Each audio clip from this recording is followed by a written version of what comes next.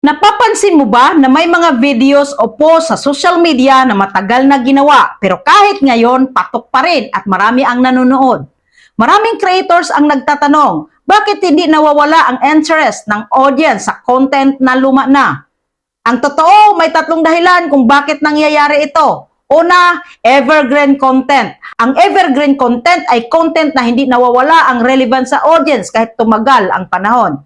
Halimbawa, tips sa pagiging productive, paano mag-manage ng time, motivational lessons at tutorial sa basic skills. Kahit ilang buwan o taon ang nakalipas, pareho pa rin ang value na nakukuha ng viewers. Kaya kung gagawa ka ng content, tanungin mo ang sarili mo, maaari ba itong maging useful sa audience kahit isang taon mula ngayon?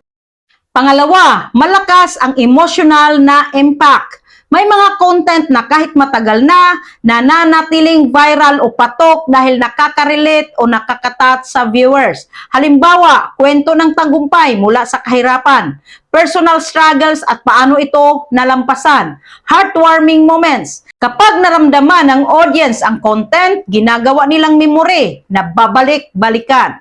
Kaya kahit luma, nananatili itong relevant sa damdamin ng viewers.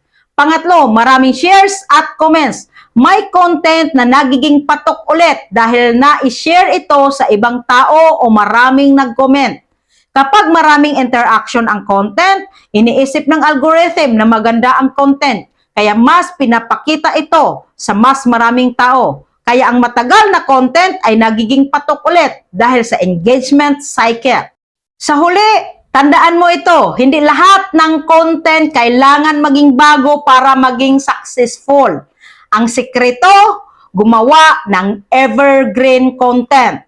Pangalawa, gumawa ng content na may emosyonal na impact. Pangatlo, siguraduhin may engagement para ma-revive ng algorithm.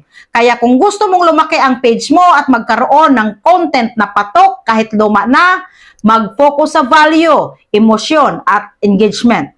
Ano, nakatulong ba itong video na ito sa'yo? Paki-comment, like, follow, and share. And see you in my next video, Kamagnet.